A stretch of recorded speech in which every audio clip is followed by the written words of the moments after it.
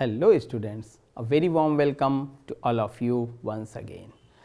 So what exactly we are planning to discuss in this particular video? It is JEE main pattern questions exercise. Fine, the idea is not exactly to discuss previous year questions or you can say questions which we are saying कि भाई ये बहुत important है. It's not like that. Idea यहाँ पे ये है कि जो एग्जाम है ये, ठीक है, जिसकी आप लोग प्रिपरेशन कर रहे हैं, तो अगर एक चैप्टर हमने फिनिश किया है तो उस चैप्टर के बेसिस पे उस एग्जाम में किस टाइप के क्वेश्चंस पूछे जाते हैं या पूछे जाने की प्रोबेबिलिटी है.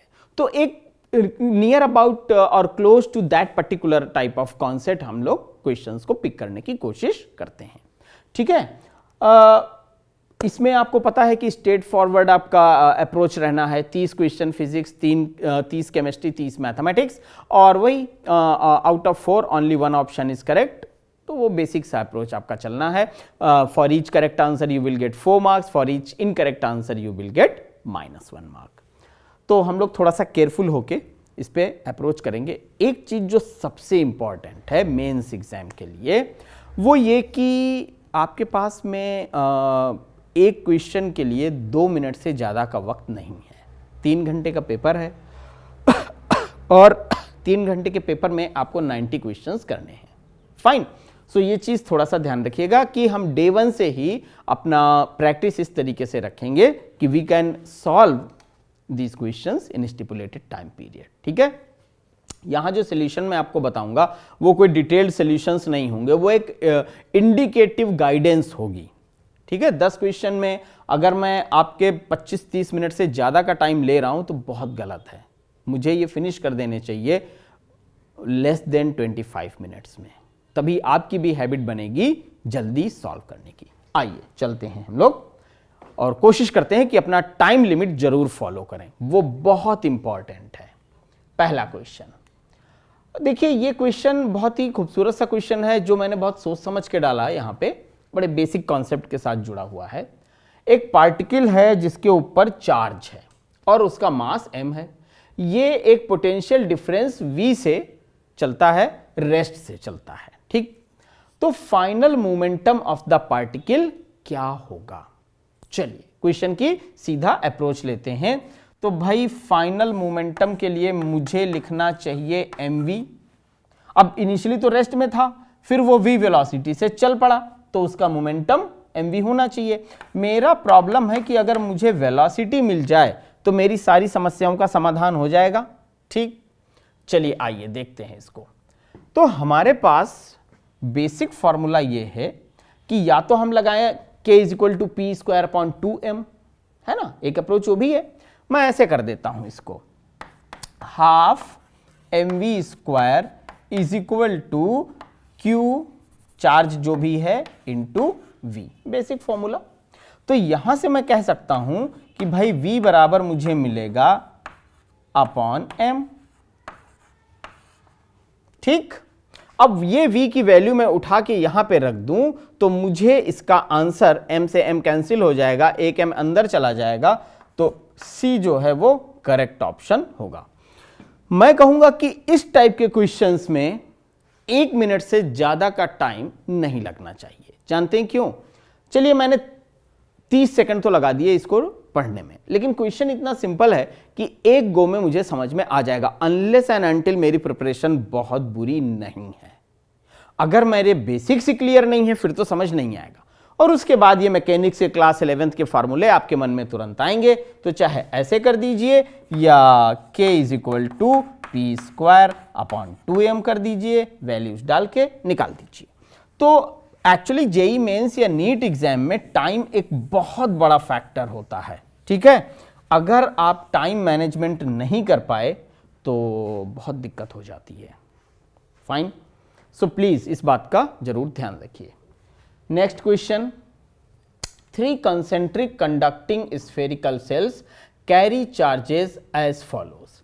+4q चार्ज इनर सेल पे, -2q मिडिल सेल पे और -5q आउटर सेल पे है. Charge on the inner surface of the outer shell क्या होगा? ठीक, तो मैं जरा डायग्राम बना देता हूं. डायग्राम जब मैं बना रहा हूं तो एक तो मैंने बनाया इनर सर्किल, मैं एक रेड कलर की चौक से बना देता हूं मिडिल सर्किल, ये देखिए। उसके बाद मैं बना देता हूं व्हाइट कलर की चौक से आपका तीसरा वाला सर्किल। ठीक, ऐसे करके ये बन गए। अब देखिए कहा क्या जा रहा है, carry charges as follows, +4q on the inner shell. तो +4q आप यहां पे रख दीजिए, इस हल्का पीला वाला जो आपको शायद कैमरे में थोड़ा सा डल व्हाइट दिख रहा होगा उस पे रख दीजिए। ठीक, अच्छा ये रेड वाला जो है इसके इनर उस पे आप रखिए -4q। क्यों भाई? इंडक्शन। फिर इस रेड वाले के बाहर आपको रखना है जैसा कि कहा गया है, ये देखिए। तो यहां पे +4q जब आपने रखा तो इसका -4q यहां आया, तो यहां पे ये +2q हो जाएगा। सोच लीजिए कैसे, मैंने एक स्टेप उड़ा दिया है। ठीक है, हालांकि बहुत सिंपल स्टेप है वो।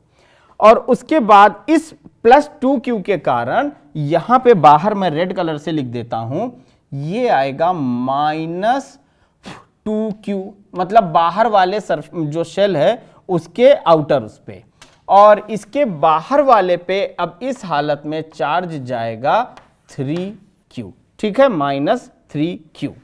तो अब आप देख लीजिए कि the charge on the inner surface of the outer shell, मैं हट जाता हूं, साफ साफ दिख रहा है कि कुछ नहीं करना है। ठीक, ये आपका आंसर हो गया।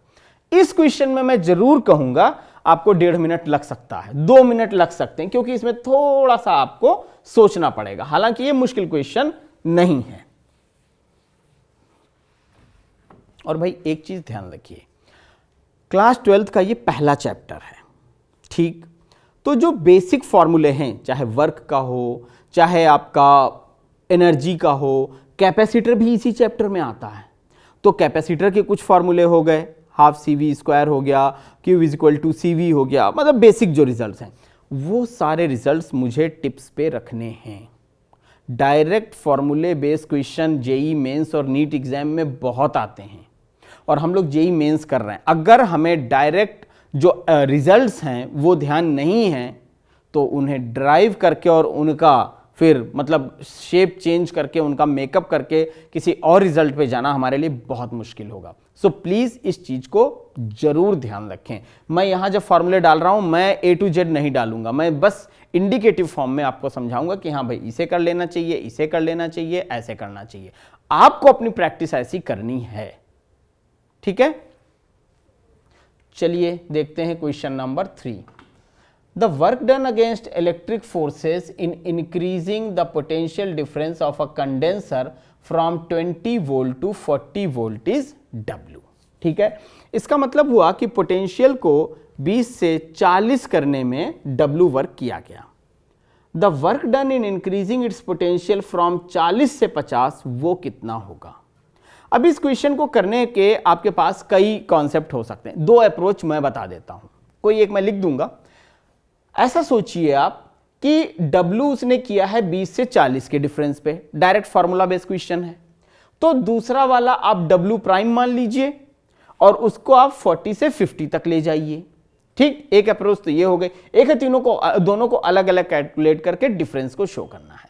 तो आइए एक बेसिक अप्रोच हम लोग ले लेते हैं। यहां क्वेश्चन लिखा है, लिखा रहने दीजिए, हम जरा इस पोर्शन पे सॉल्व करने की कोशिश करेंगे। और अगर ये थोड़ा सा इधर आ जाएगा तो मैं रिक्वेस्ट करूंगा कैमरा पर्सन से वो पहले इसे दिखा दें, उसके बाद फिर से आपको एक बार क्वेश्चंस शो कर दें। ठीक है, W बराबर होता है बेसिक रिजल्ट हमारे पास ½ CV²।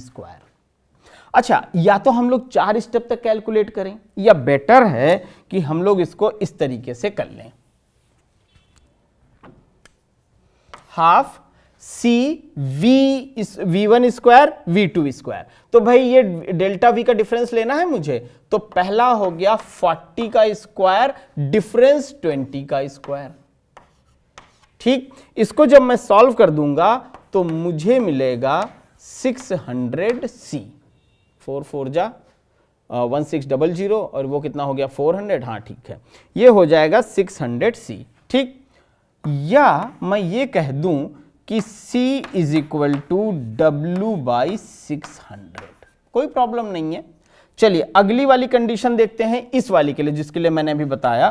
तो हम मान लेते हैं वर्क डन W प्राइम है, W प्राइम हाफ इसका स्क्वायर माइनस इसका स्क्वायर, दैट इज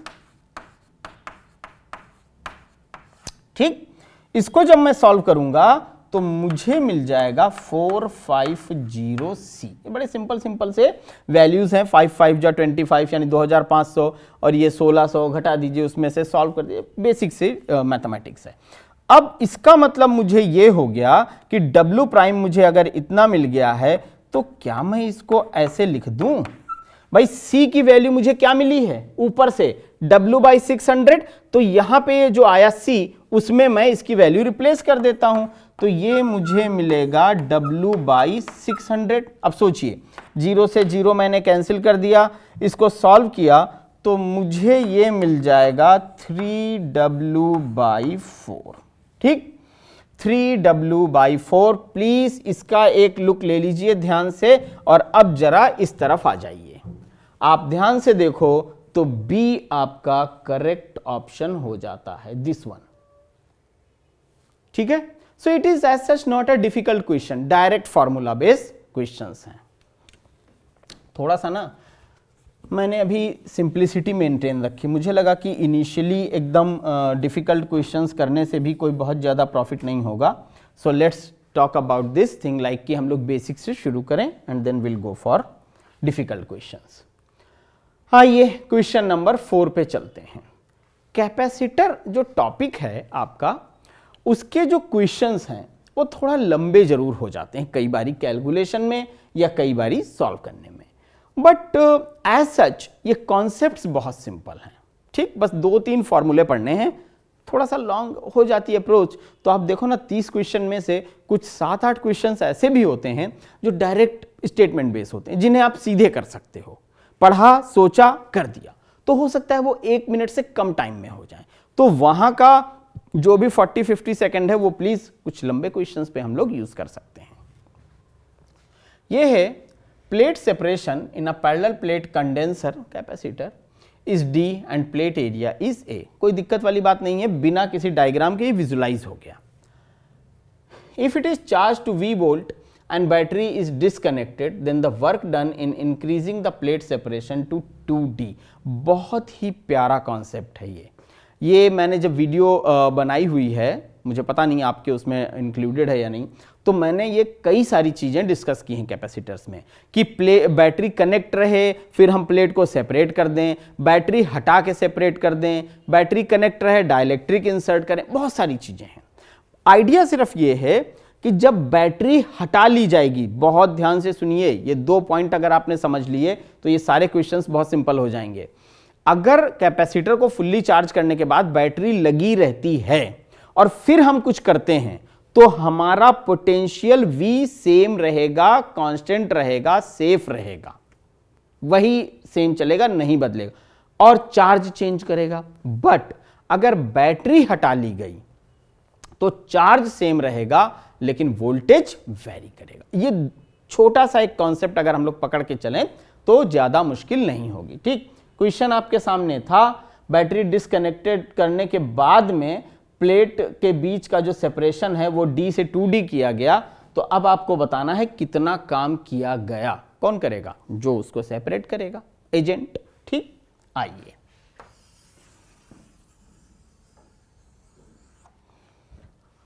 क्या किया गया है वो सेंटेंस लिख देता हूं। आफ्टर चार्जिंग बैटरी इज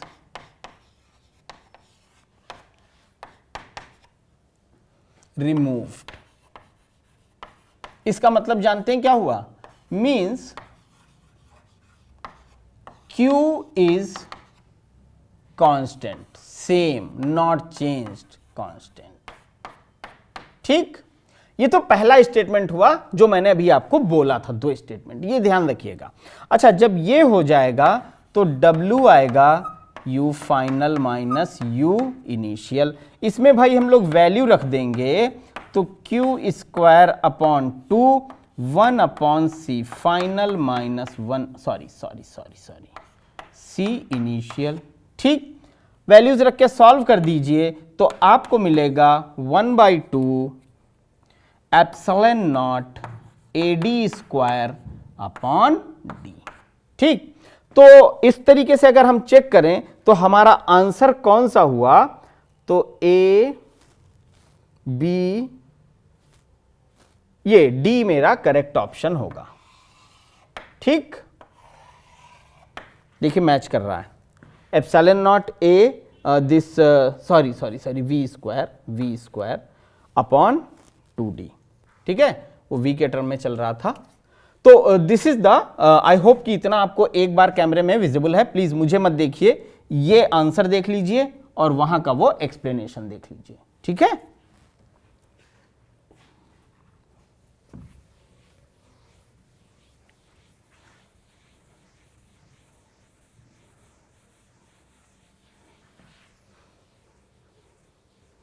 चलिए अगले क्वेश्चन पे चलते हैं।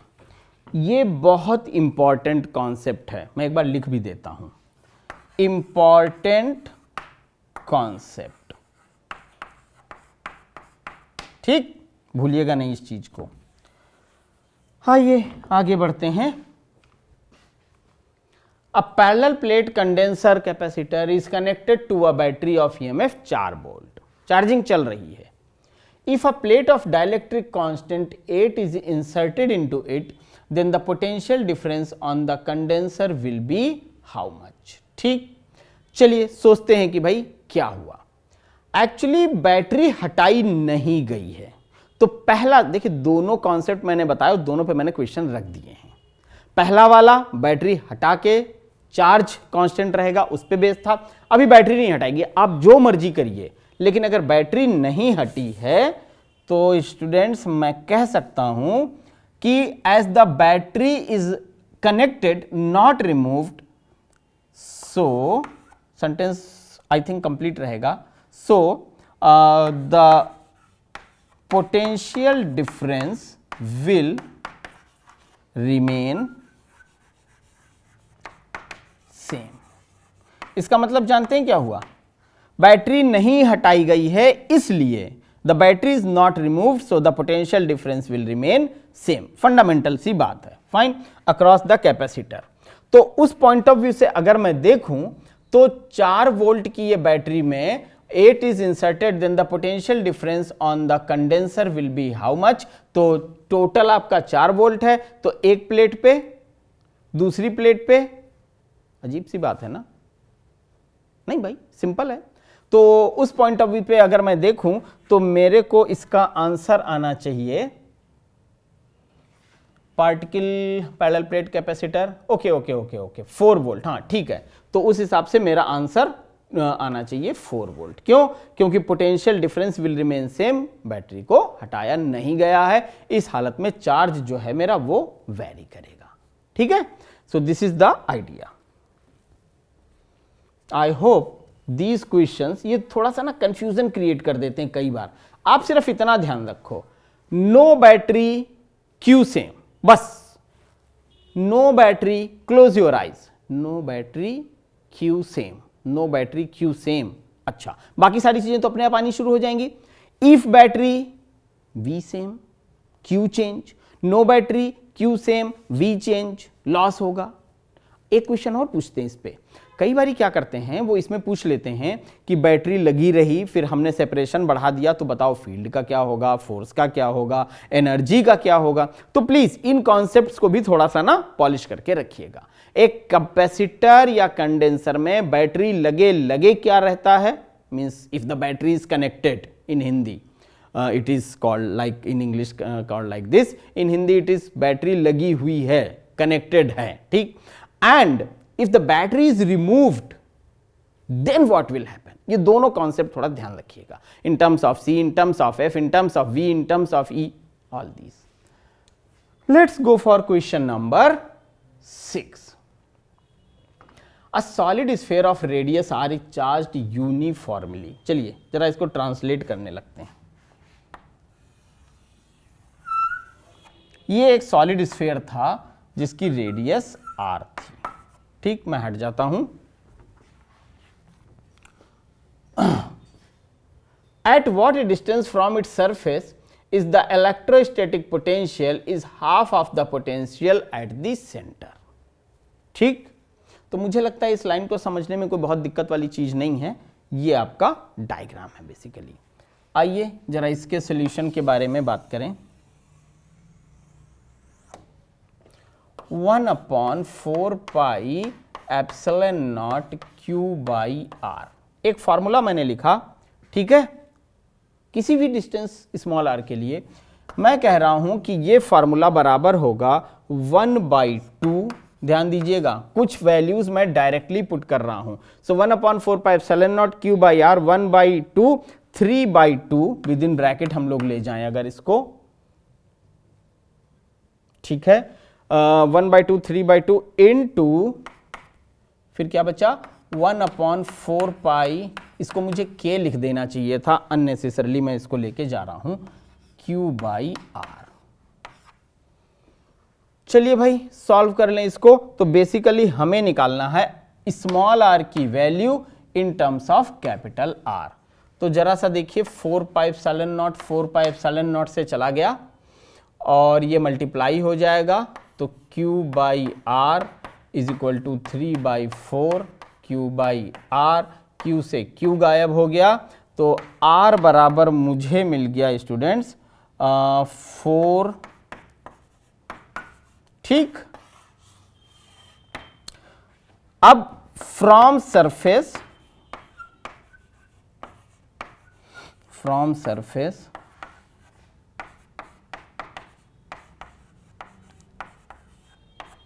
डिस्टेंस इज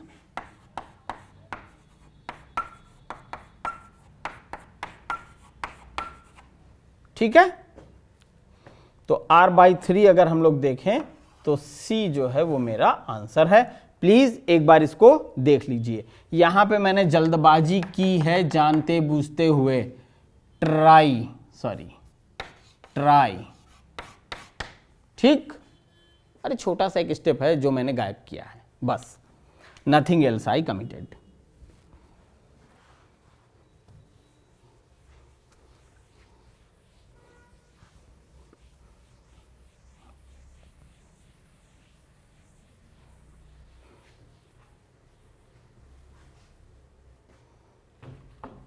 चलिए आगे चलते हैं क्वेश्चन नंबर 7 पे।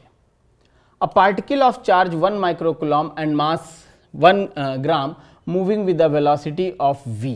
ठीक है, subjected to a uniform electric field of E, value दिए। ठीक है, फॉर 10 सेकेंड्स फाइनल स्पीड कितनी होनी चाहिए, कितनी नहीं होनी चाहिए। क्वेश्चन तो समझ में आ गया ना। इसका मास m है, इसके ऊपर चार्ज है, ये v वेलोसिटी से ऐसे चलता हुआ जा रहा है। इसको एक यूनिफॉर्म इलेक्ट्रिक फील्ड E में से निकलना पड़ा 10 सेकंड के लिए। अब इसकी फाइनल स्पीड क्या हो जाएगी। ठीक, देखिए बेसिकली क्या होता है, पॉजिटिवली चार्ज पार्टिकल फील्ड की दिशा में एक्सेलरेट होता है और निगेटिवली चार्ज पार्टिकल फील्ड के अपोजिट डी एक्सेलरेट होता है, ऐसे कह सकते हैं। तो हमें तो पता नहीं कि चार्ज का वो क्या है, हालांकि उस पर लिखा है +1 माइक्रोकूलम, तो वो कुछ साइन नहीं है तो हम प्लस ही मान लेते हैं उसको। And in this particular question if you consider you will find कि QE बाई m सब वैल्यूज गिवन है।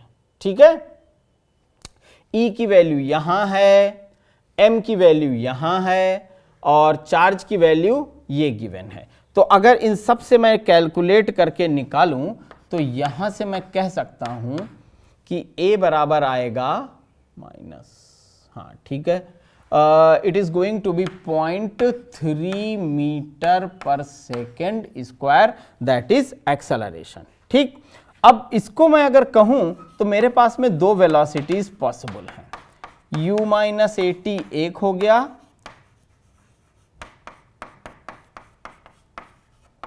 ठीक, ये हो गया।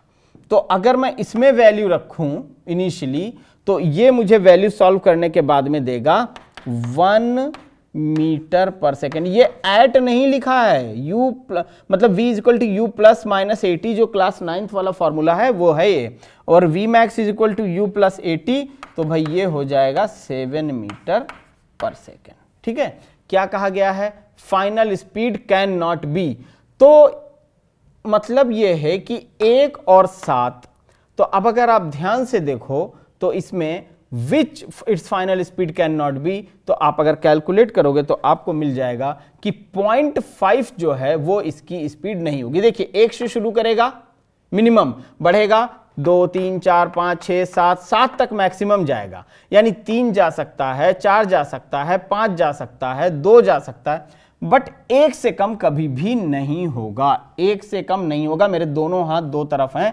Please take a look. ठीक है, मिनिमम 1 से कम नहीं होगी।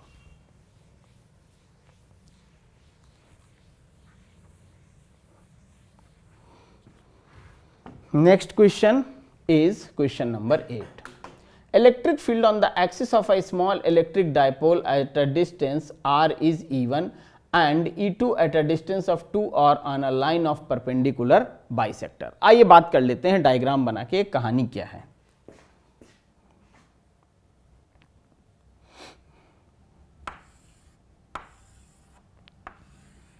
ठीक है, यहां एक चार्ज है, यहां एक चार्ज है, यहां पे फील्ड गिवन है, उसके बाद में किसी इंड पे यहां पे फील्ड गिवन है। ओके, तो आपको करना क्या है, आपको यह पता लगाना है कि E2 और E1 के बीच में क्या रिलेशन होगी। ठीक है, चलिए यूज करते हैं अपना बेसिक अंडरस्टैंडिंग।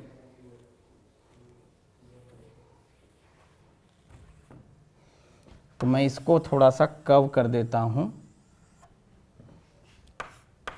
देखिए दो तरीके की फील्ड में ले लेता हूं। एक जो है मैं ले रहा हूं ई एक्सिस। एक्सिस का मतलब जानते हैं क्या हुआ?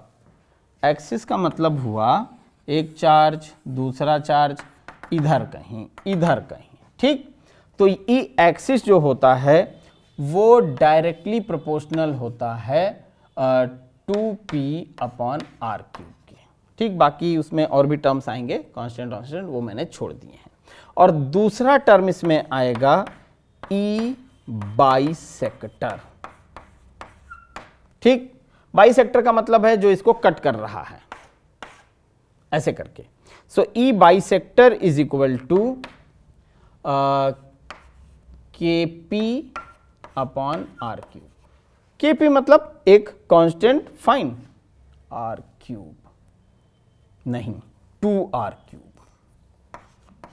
2r क्यूब, 2 2 जा 4, 2 जा 8। ठीक, तो इसका मतलब हुआ कि E2 जो है वो बराबर हो जाएगा -E1/16 के। ठीक है, सो इसका आंसर हो गया आपका, सॉरी, E2 माइनस ये वाला। Fine.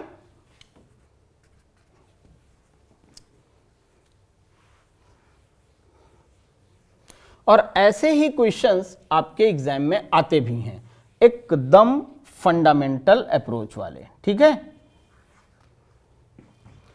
Now going for question number 9. An electric field is given by E is equal to y I cap plus x j cap Newton per second. The work done in moving 1 coulomb charge from RA to RB, जो points हैं उसके बीच में, और उनके coordinates given हैं.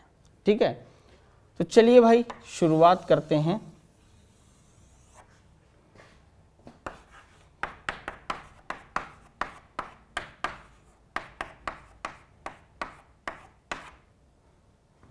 Fine, ये तो coordinates मुझे गिवन है.